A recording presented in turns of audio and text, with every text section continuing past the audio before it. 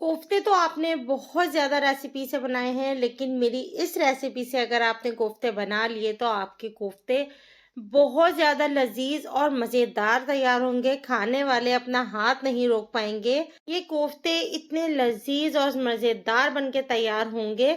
ज़रूर ट्राई कीजिएगा और फीडबैक दे दीजिएगा कि ये रेसिपी आपको कैसी लगी। रेसिपी को स्टार्ट करते हैं। बिस्मिल्लाहिर्रहमानिर्रहीम। अस्सलाम वालेकुम। अमूमन कोफ्ते जब हम बनाते हैं, लोगों की बॉल्स टूट जाती हैं और जो है ना सालन की ग्रेवी बहुत ज़्यादा अच्छी नहीं बनती।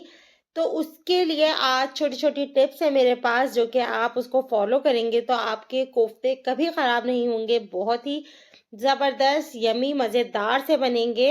यहाँ हमने आधा किलो बिल्कुल साफ गोश्त का कीमा लिया था और इसमें तकरीबन 2 से 3 बोटियां चर्बी की शामिल कराकर इसको मशीन से निकलवा लिया 2 दफा। बिल्कुल बारीक है ये। और अब इसके अंदर हमने 1.5 टेबल स्पून पिसी हुई प्याज शामिल कर दी। इसके साथ ही पिसा हुआ लहसुन शामिल कर दिया।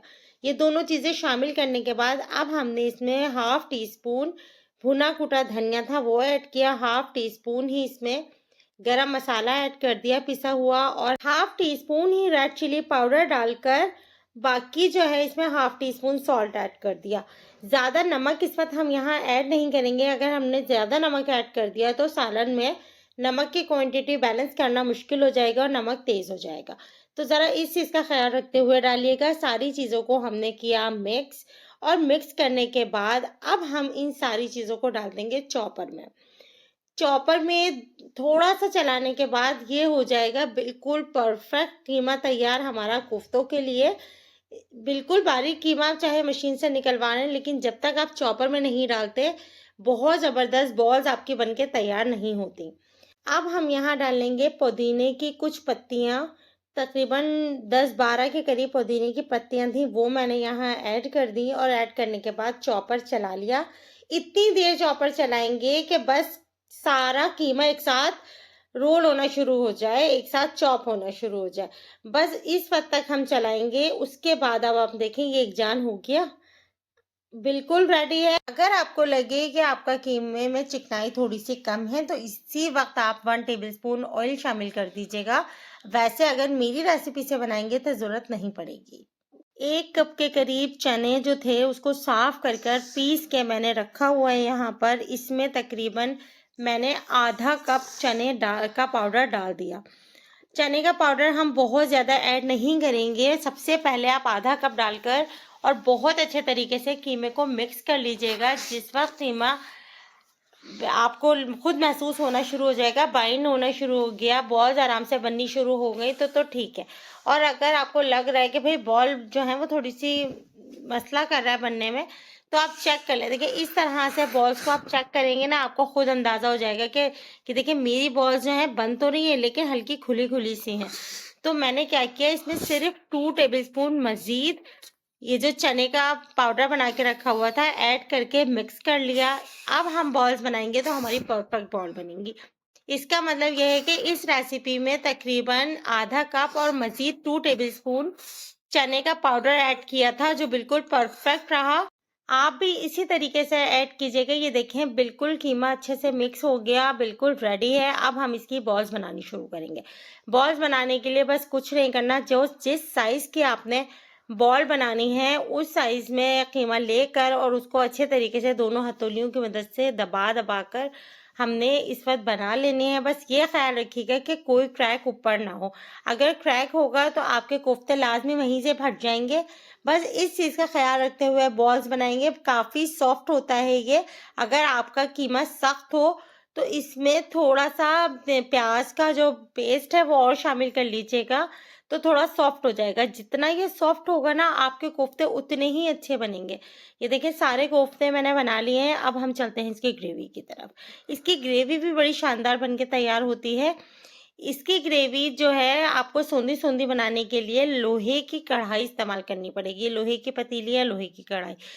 कोफ्ते अमूमन जब आप लोहे के या कोई भी सालन आप लोहे की कढ़ाई में या पतीली में बनाते हो ना, उसका फ्लेवर ही अलग होता है। यहाँ पर मैंने तकरीबन आधा कप ऑयल डाला था और उसमें 1 कप के करीब पिसी हुई प्याज शामिल की थी। पिसी हुई प्याज एक ही दफ़ा पीस के रख लें, कोफ्तों में भी वही शामिल कर दें और उसके बाद सालन में भी वही शामिल कर दें।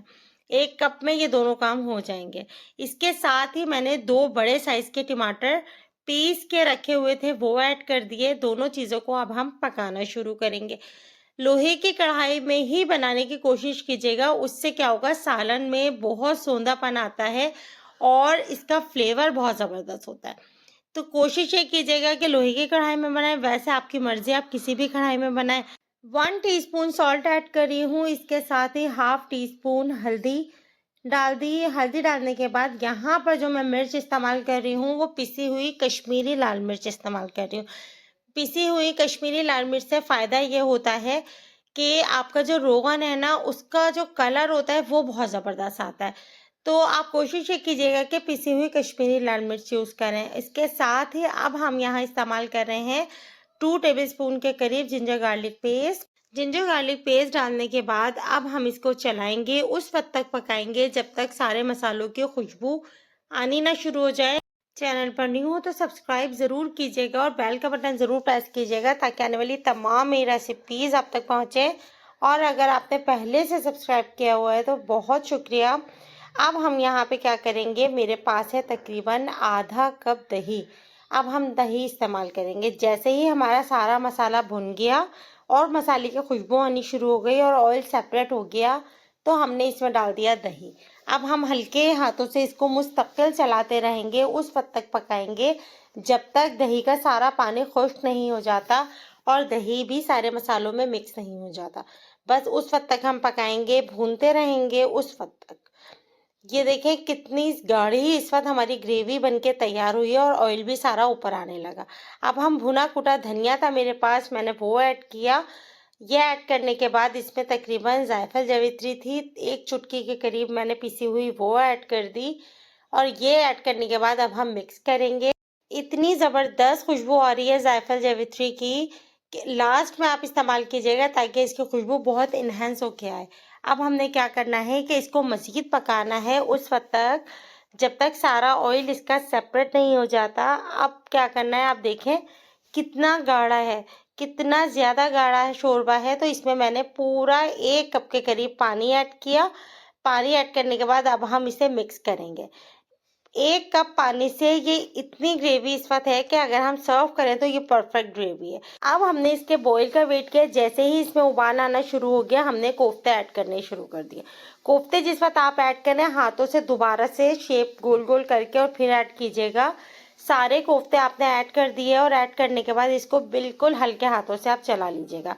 आप देखें कहीं कोई मुश्किल पेश नहीं आई, कितने आराम से कोफ्ते ये बन के तैयार हुए हैं। और इसको फ्राई करने की कोफ्तों को बिल्कुल भी ज़रूरत नहीं है क्योंकि फ्राई करने से और इसका जो ऊपर का जो शेप होता है ना, ये ख़राब हो जाता है। इसी तरीके से बिल्कुल हल्की आंच में हम पकाएंगे। अगर आपको शोरबा गाढ़ा लगे तो मज़ीद इसमें आप पानी ऐड कर लीजिएगा, लेकिन ये बिल्कुल परफेक्ट रहेंगे। अब हमने तकरीबन 15 मिनट इसको दम पे छोड़ना है और 15 मिनट के बाद आप देखें कि कितनी ज़बरदस्त इसकी ग्रेवी बनी है। बिल्कुल गाढ़ी नहीं है, बहुत ज़्यादा गाढ़ी नहीं है और बहुत ज़्यादा ये पतली नहीं है, बिल्कुल परफेक्ट है। जिस तरह से हम लोग अमूमन कोफ्तों में रखते हैं बिल्कुल वैसा ही है। और कितने अच्छे ये कोफ्ते बनके, खुश शक्ल कोफ्ते बनके तैयार हुए हैं। अब हम इसमें मज़ीद थोड़ी बहुत चीज़ें ऐड करेंगे ताकि इसका जायका और मज़ेदार हो सके। हरे धनिए के बगैर तो कोई भी शोरबे वाला सालन मुकम्मल ही नहीं होता। इसमें हरा धनिया हम काट कर ऐड कर देंगे और उसके साथ ही पिसा हुआ गरम मसाला हमने इसमें डाल दिया। कोफ्ते हमारे बिल्कुल रेडी हैं और कितने मज़ेदार हैं, आप खुद देख लीजिए। लाइक, सब्सक्राइब और शेयर करना बिल्कुल नहीं भूलिएगा। कल किसी नई रेसिपी में मिलेंगे। अल्लाह हाफ़िज़।